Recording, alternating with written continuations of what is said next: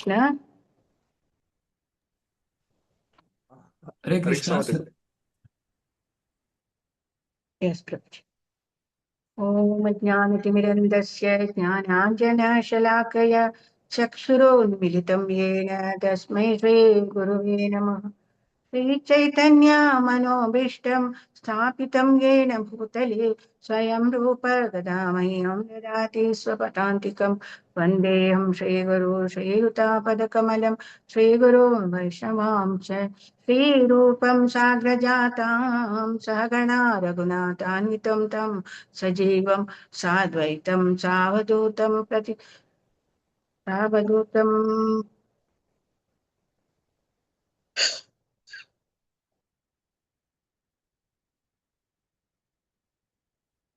देवम् राधा कृष्ण पादान् सागणा ललित श्री विशाखान्वितां च नमो विष्णुपादाय कृष्णप्रेष्ठाय भूतले श्रीमते भक्तिवेदान्त स्वामिनिति नामिनि।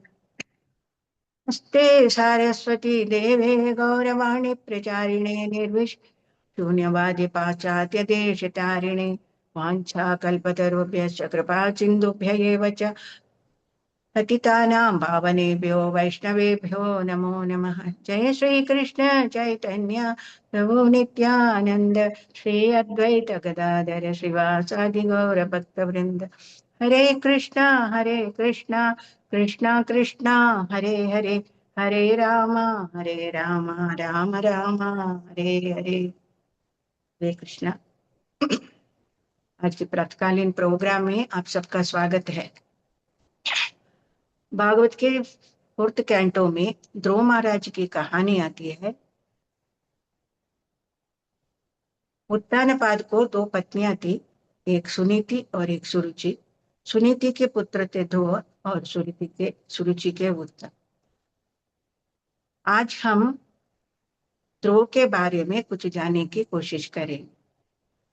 एक दिन ध्रुव महाराज उत्तम को अपने पिता के गोद में बैठे देखते, वो भी जाके पिता के गोद में बैठने की कोशिश करते, लेकिन सुरुचि उधर आती है और उसको रोक लेती है।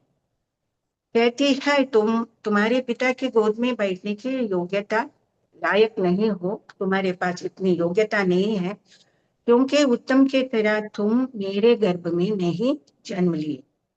अगर तुम्हें पिता के गोद में बैठना है तो वन में जाओ, तपस्या करो, विष्णु के बारे में, विष्णु से मेरे गर्भ में जन्म लेने की वरदान मांगो, फिर तुम तुम्हारे पिता के गोद में बैठने के लिए लायक हो जाओगे। ध्रुव के मन में ये बात जमी नहीं, वो इसके मतलब ही नहीं समझ पाए, लेकिन वो इतना जाना कि वो सुरुचि मेरा अपमान कर रही है और उत्तानपादा उसके लिए कुछ सहायता भी नहीं करते। तो ध्रुव को उत्तानपाद और सुरुचि के ऊपर बहुत क्रोध आता है और उत्तम के प्रति वो घृणा भी करने लगता है, उनको ईर्ष्या भी होने लगती है। तो अब सीधा सुनीति के पास भागता है अपने दुख व्यक्त करने के लिए। सुनीति को ये बात उसकी दासी ने पहले जाके बताई थी, तो सुनीति को ये सुरुचि का व्यवहार अच्छी नहीं लगी, लेकिन वो कुछ नहीं कर पाती। फिर भी वो एक सद्गुणी सुशील मृदुर हृदय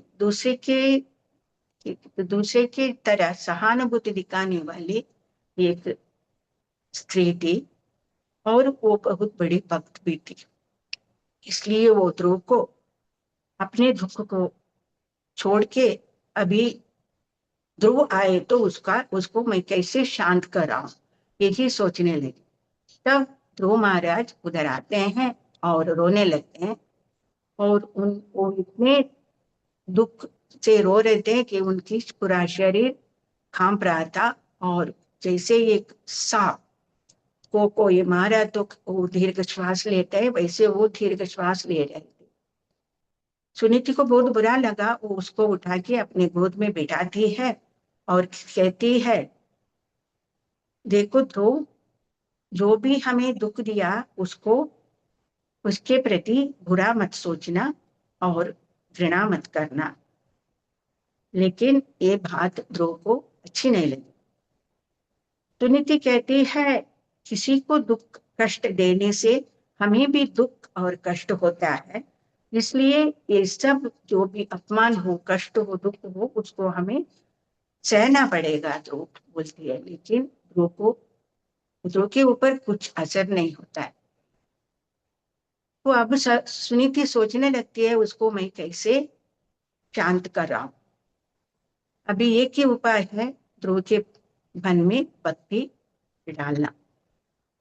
सुनीति कहती है, देखो ध्रुव, दूसरे के लिए अशुभ कामना मत करो। दूसरे को जो भी कष्ट पहुंचाता है, स्वयं कष्ट भुगते हैं।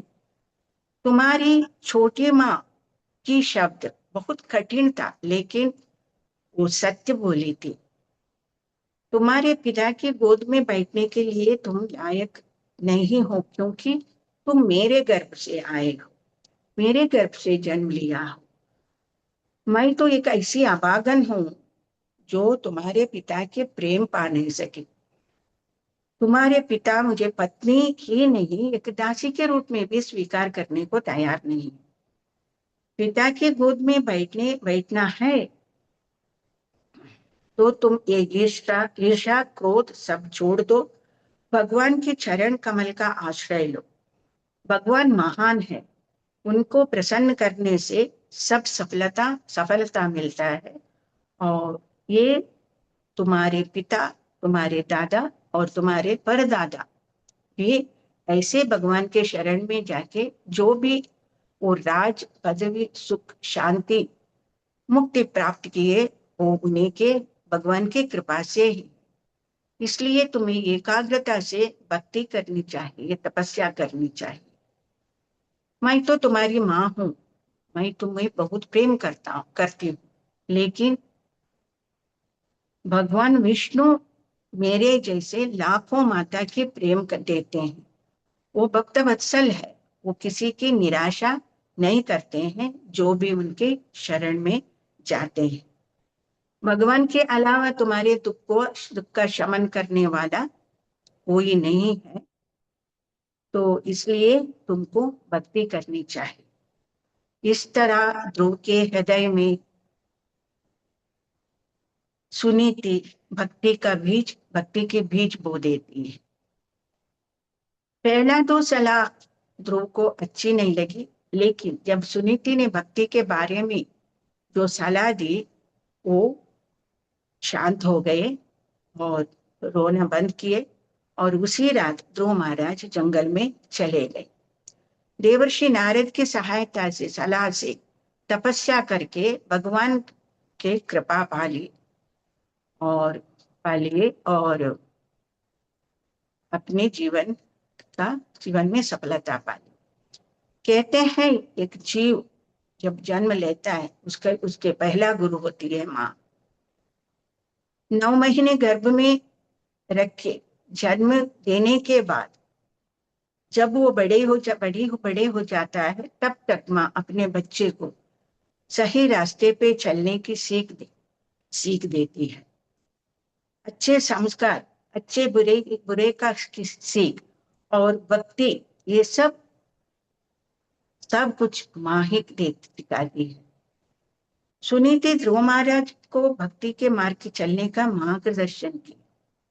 कहते हैं, एक आध्यात्मिक जीवन में हमें 4 गुरु की आवश्यकता होती है। एक पथ प्रदर्शक गुरु, दूसरा शिक्षा गुरु, तीसरा दीक्षा गुरु और चैत्य गुरु। चैत्य गुरु तो भगवान ही परमात्मा के रूप में हमारे हृदय में बसे हैं।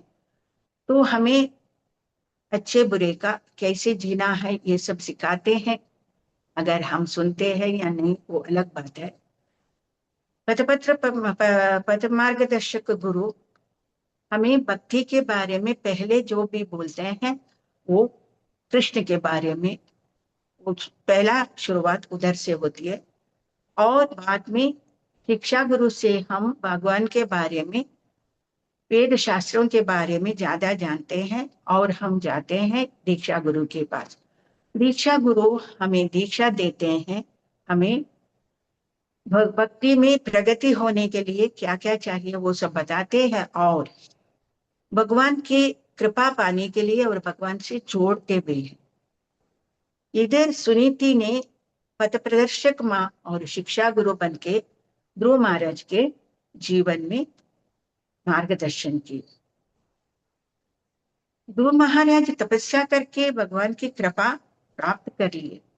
उसके कारण क्या था? अब उसकी दृढ़ संकल्प, साथ साथ माँ के मार्गदर्शन भी। ध्रुव महाराज अपनी माँ के त्याग, प्रेम, सलाह भूले नहीं। जब वो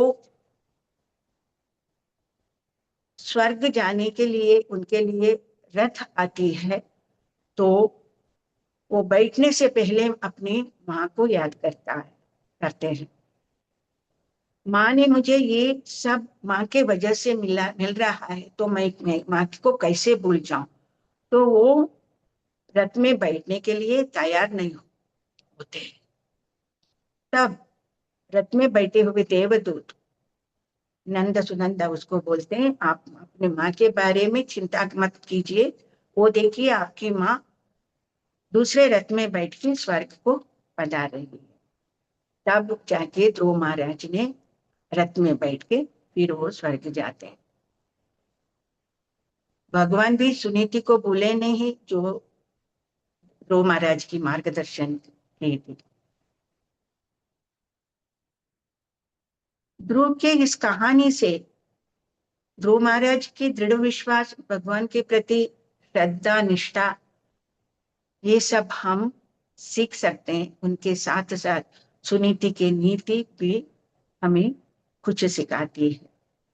और सबसे बड़ी बात है कि भगवान अपनी भक्तों को, जो भी उनके शरण में जाते हैं, उनको उनके प्रति करुणा दिखाते हैं, और ये सब वो कभी अपने भक्त को भूलते नहीं। ये सीख हमें ध्रुव महाराज के कहानी से मिलती है। ध्रुव महाराज की कहानी सुनने से हमारे अंदर शोक, भय, मोह, ईर्ष्या नष्ट होते हैं, ऐसे शास्त्र में लिखा है। मन शुद्ध होता है और शांति हमें मिलती है, भगवान के प्रति भक्ति बढ़ती है। हम इन भक्तों के अनुकरण तो नहीं कर पाएंगे, लेकिन उनके पदचिन्ह में जाने की कोशिश जरूर कर सकते हैं। भगवान हमें सबको भक्ति प्रदान करे, दृढ़ता और शक्ति दे, यही कामना करते हुए आज के इस क्लास को मैं विराम देना चाहती हूँ। Thank you very much. Hare Krishna. Hare Krishna. मतलब बहुत बहुत धन्यवाद। सुंदर तरीके से ध्रुव कथा